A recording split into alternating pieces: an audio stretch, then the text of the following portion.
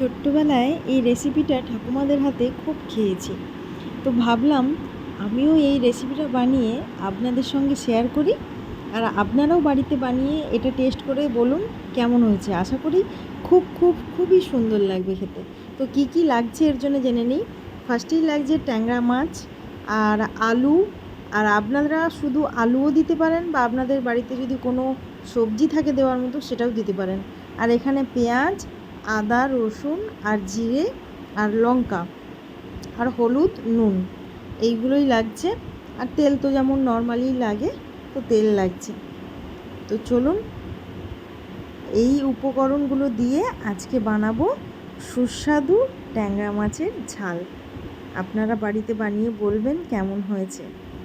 তো ফার্স্টেই আলুটাকে ছুলে নেব। ছুলে আলুটাকে ভালোভাবে ঝিরিঝিরি করে কেটে নেব। যেমন আলু ভাজা হয়, আলু ভাজার থেকে হালকা একটু মোটা মোটা থাকবে, তো সেইভাবে আলুটাকে কেটে নিতে হবে। আলুটাকে কেটে নিলে আমি এইভাবেই কেটে কেটে দিই। অনেকে একদম ঝিরিঝিরি করে দেয়, কিন্তু আমি হালকা একটু মোটা মোটা থাকলে কি হয়, এটা খেতে ভালো লাগে। এই যে দেখুন, কাটবো এক্ষুনি। তো এই যে এইভাবে আলুটাকে কেটে নেব। আলু ভাজার থেকে হালকা একটু মোটা মোটা এইভাবে আলুগুলোকে এক এক করে কেটে নেব। তো একটা তো একদম ছোট্ট আলু, তো এইটাতে তো হবে না, আরও 2-3টে আলু দিতে হবে। তো আমি এখানে দুটো আলু দিয়েছি। একদম অল্পই দেব, বেশি আলু খেতে ভালো লাগছিল না। আর বেশি আলু খাওয়া অ্যাকচুয়ালি উচিতও নয়, কিন্তু এই রান্নার সঙ্গে আলুটা দিলে খুবই টেস্টি লাগে। আপনারা খেয়ে দেখবেন। আর আমার বাড়িতে ছিল দুটো কাঁকরোল, তো আমি আর অন্য কোনো সবজিতে দিতে পারবো না। তাই ভাবলাম যে এই রেসিপিটাতে এটা দিয়ে দিই। একদম নরম নরম দুটো কাঁকরোল ছিল, তো ওটাতে আলুর সঙ্গে কেটে দিয়ে দিয়েছি। তারপরে ছাড়াচ্ছি রসুন। এতে রসুন লাগবে, আদা লাগবে আর পেঁয়াজ লাগবে। তো এই রসুনগুলো চলুন ছাড়িয়ে নিই তাড়াতাড়ি। রসুন ছাড়ার আমি এইভাবে রসুনটাকে ফার্স্টে কেটে নিই, তারপরে রসুনটাকে থেতো করা হবে। আর এখানে আদা কাটছি, আদাটাকে কেটে নিই। তো চলুন তাড়াতাড়ি আদাটা কেটে নিয়ে তারপরে আপনাদের সামনে আসছি।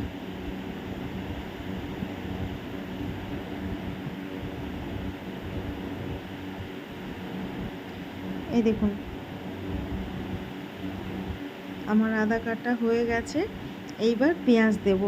এখানে এই পেঁয়াজটা বড়ই ছিল, তাই আর বেশি মশলা দিলাম না, কারণ খুব গরম পড়েছে। ওই জন্য একদম হালকা পাতলা মশলার ওপরেও খুব সুস্বাদু এই রান্নাটা হয়। আপনারা বাড়িতে বানিয়ে দেখবেন, সত্যিই অসাধারণ খেতে লাগবে। তো পেঁয়াজটাকেও এরকম ঝিরিঝিরিভাবে কেটে নিচ্ছি। তারপরে পেঁয়াজটা কেটে নেওয়ার পরে এইবার মাছটা ভাজবো। চলুন, সত্যি কথা বলতে ট্যাংরা মাছ দেখলেই না আমার খুব ভয় লাগে। কারণ কি বলুন তো, একবার আমি ট্যাংরা মাছ বেছেছিলাম। একবার না, এর আগে অনেকবারই বেছেছি, কিন্তু একবার কি হয়েছে, ওর কাঁটাটা ফুটে না আমার হাতের মধ্যে রয়ে গেছিলো। তো কী হয়েছে, সেখান থেকে পুরো একদম বড় হয়ে কেমন একটা ধরনের হয়ে গেছে, সেটাকে আবার অপারেশন করতে হলো হাতের মধ্যে। তো তারপর থেকে ট্যাংরা মাছ বাছা বছর বন্ধই করে দিয়েছিলাম। কিন্তু ট্যাংরা মাছ তো খেতেও ইচ্ছে হয়, বড় বড় ট্যাংরা। এই ট্যাংরাগুলো দেখলে খুবই লোভ লাগে। তো ট্যাংরা মাছগুলো দেখলে খেতেও ইচ্ছে হবে। আর খেতে ইচ্ছে হওয়া মানেই তো এবার আমাকে বাছতেই হবে। তো চলুন ট্যাংরা মাছগুলো বেছে নিই। এই দেখুন, আমি না আমার শ্বশুরমশাইয়ের থেকে এই ট্যাংরা মাছ বাছাটা শিখেছি। যে এইভাবে এই কানকোর দুপাশের যে কাঁটাগুলো থাকে, এইটা খুব তাড়াতাড়ি খুব সহজে বাদ দেওয়া যায়। আর এই কাঁটাটার কাছেই সবথেকে বেশি ভয় লাগে, এটাতেই হাতে ফুটে যায়। আজকে তো আমার হাতে যা কাঁটাগুলো ফুটেছে, হাত পুরো এখন ব্যথা হয়ে আছে। তো এইভাবে, আর এর তো আঁশের কোনো বালাই নেই, এইভাবে তাড়াতাড়ি ট্যাংরা মাছগুলো ছাড়িয়ে নেওয়া যায়। তো তবুও তাড়াতাড়ি করছি, আজকে অফিসের সময়, তার উপর তো টাইম তো লাগবেই। তো চলুন ট্যাংরা মাছগুলো তাড়াতাড়ি বেছে নিয়ে আপনাদের কাছে আবার আসছি।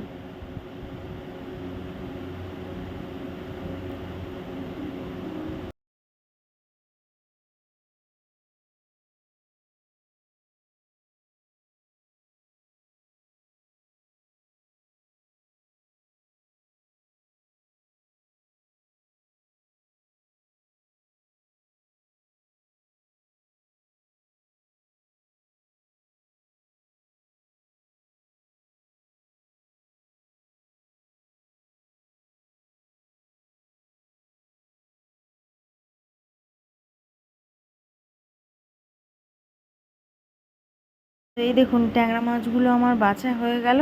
এবার খুব ভালো করে ট্যাংরা মাছগুলো ধুয়ে নেব, একদম জল দিয়ে ভালোভাবে হাত দিয়ে চটকে চটকে একদম ট্যাংরা মাছগুলোকে ভালোভাবে ধুয়ে নেব, যাতে ওর একটুও মানে ওই যে কেমন একটা বলে একটা স্লিপি ভাব থাকে না, তো ওই স্লিপ যে ভাবটা থাকে তো সেইটা যেন না থাকে। ভালোভাবে একদম দুবার তিনবার জল দিয়ে দিয়ে এটাকে ধুয়ে নেব।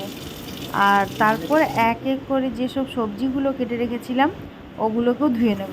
এখানে আলু, কাঁকরোল আর আমি দুটো টমেটো নিয়েছি। দুটো তো দেবো না, বড় টমেটো আছে যেহেতু ভাবলাম একটাই দিই, কারণ বেশি আবার মশলা হয়ে গেলে আবার ভালো লাগবে না। তো এখানে এইগুলো ধুয়ে নিলাম, ভালো করে ধুয়ে নিলাম। তারপরে এবার যে আদা রসুন এটাকেও ভালো করে ধুয়ে নেব। তো চলুন এটা ভালোভাবে ধুয়ে নিই।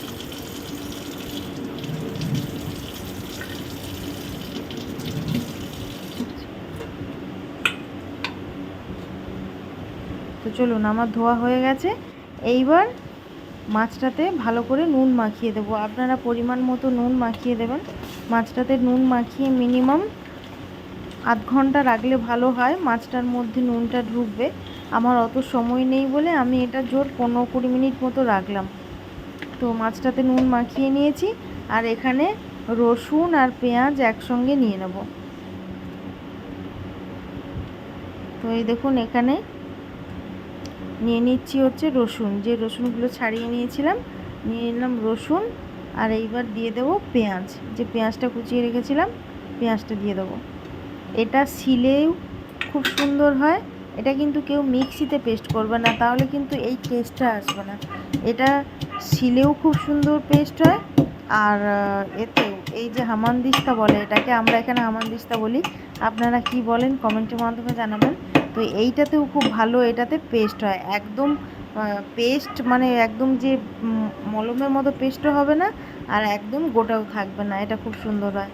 আর আদা তো ওতে পেস্ট করা যায় না, আদাটা পুরো মলমের মতো পেস্ট করতে হবে, তাই আদাটা নিয়ে নিলাম মিক্সিতে। আদা নিলাম, আর এতে কিন্তু গুঁড়ো লঙ্কা দিলে ভালো লাগবে না, এতে আপনারা চেষ্টা করবেন সবসময় লাল লঙ্কা দিয়ে করার। তো আমি 3-4টে লাল লঙ্কা নিয়ে নিয়েছি, আর 1 চামচ জিরে গুঁড়ো দিয়েছি।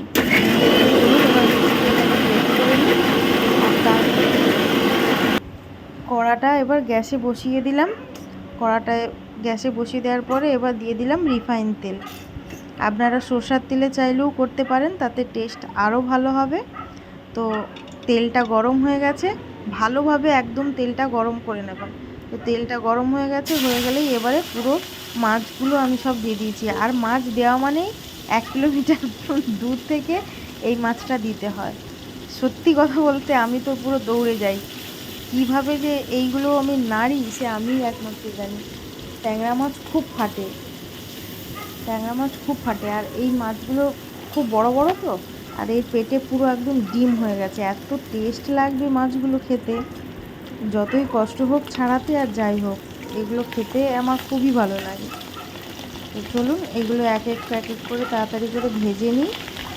দেখুন খুব ফাটছে, এত জোরে ফাটছে ট্যাংরা মাছগুলো, ভয়েতে মানে গ্যাসের সামনে যেতে পারছি না, দূর থেকে ওই খুন্তি দিয়ে দূর থেকে যাই হোক করে নাড়ছি। তো চলুন ট্যাংরা মাছগুলো ভাজা হয়ে যাক তাড়াতাড়ি, এটা একটু টাইম দিতে হবে। এপিট ওপিট করে ট্যাংরা মাছগুলো ভেজে নেবেন, একদম মুচমুচে কড়া করেও ভাজবেন না, আর একদম কাঁচাও ভাজবেন না, যেমন ভালোভাবে ভাজা হয়ে যায় সেইভাবেই ভাজবেন। তো চলুন আমার ভাজা হয়ে গেছে ট্যাংরা মাছগুলো, এবার এক এক করে তুলে নেব। মাছগুলো তুলে নিয়েছি, এই দেখুন একদম লাল লাল করে বেশ ভালো করে ভাজা হয়ে গেছে। এবার এই তেলেই দিয়ে দেবো ওই যে আলু আর কাঁকরোল কেটে রেখেছিলাম, এই আলু আর কাঁকরোলগুলো ভালো করে ভেজে নেব। এটা ভাজা হলে কি হবে, টেস্টটা আরও দ্বিগুণ বেড়ে যাবে। তো চলুন এইবার দিয়ে দেবো 1 চামচ নুন।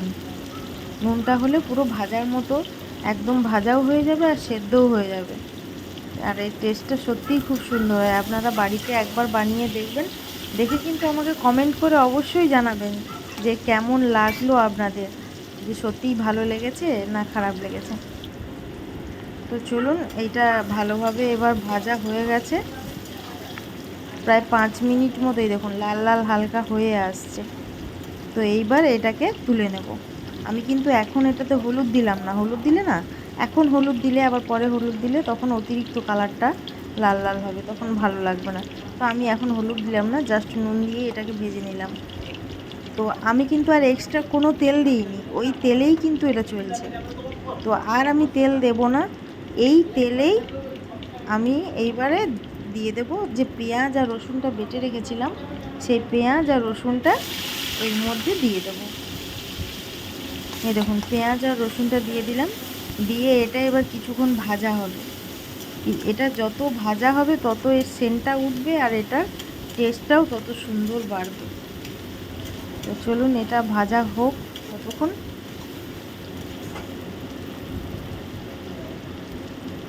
এই দেখুন এটা প্রায় লাল লাল হয়ে আসছে। তো আমি এটাতে হাফ চামচ মতো নুন দিলাম।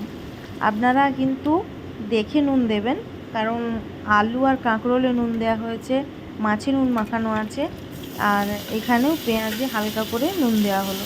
যে মশলার যে পরিমাণটা তার পরিমাণে আপনারা নুনটা দেবেন।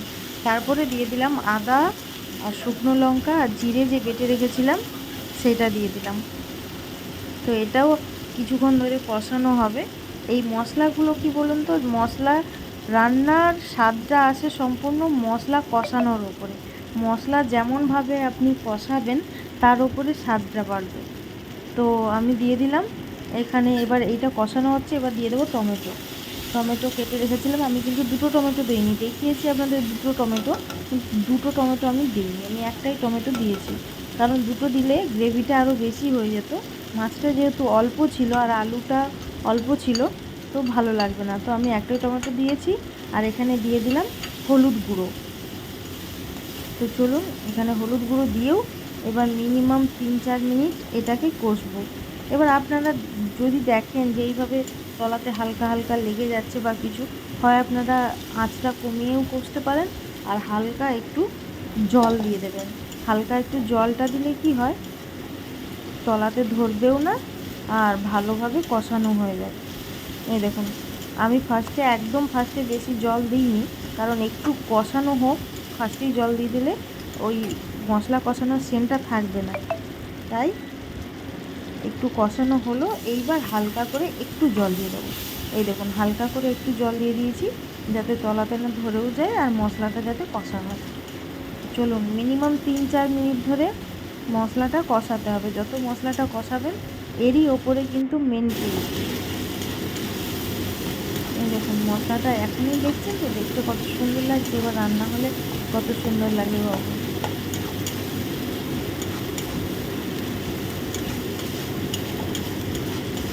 চলুন আমার মশলাটা কষানো হয়ে গেছে। এইবার ওই আলু আর কাঁকরোল যে ভেজে রেখেছিলাম সেটা দিয়ে দিচ্ছি। এবার সেটা দিয়ে এটা মাখিয়ে নিয়েছি, দেখুন সেটা দিয়ে এবার মশলাটার সঙ্গে মিশিয়ে নিলাম। দেখুন দেখেই খেতে লোভ লাগছে না, খুব সুন্দর। এইবার এতে দিয়ে দিলাম পরিমাণ মতো জল। এতে কিন্তু একদম বেশি জল দেবেন না, এতে একদম এটা গা মাখা হবে, ঝাল যেহেতু, তো সেইভাবেই আপনারা দেবেন। তো ওই ঝোলটা ফুটে গেলে এইবার দিয়ে দেবো মাছগুলো। তো মাছগুলো দিয়ে দিলাম, মাছগুলো দিয়ে এবার ফোটানো, মিনিমাম 2-3 মিনিট ফোটানো হবে। তো চলুন আমার মাছের এই ট্যাংরা মাছের রেসিপিটা রেডি। এইবার এটাকে পাত্রে ঢেলে নিই। দেখুন দেখেই খেতে ইচ্ছে হচ্ছে, এত সুন্দর টেস্ট হয়েছে। আপনারা বাড়িতে বানিয়ে দেখবেন, কেমন হয়েছে আমাকে জানাবেন। সত্যি আমি আজকে এই রেসিপিটা শেয়ার করতে পেরে আমারও ভালো লাগলো। আর আমার এই রেসিপিটা আপনাদের কেমন লাগছে আপনারা অবশ্যই কমেন্টের মাধ্যমে জানাবেন। ভালো লাগলে লাইক শেয়ার করবেন, আর আমার চ্যানেলটাকে অবশ্যই সাবস্ক্রাইব করবেন আর ফলো করবেন। টাটা।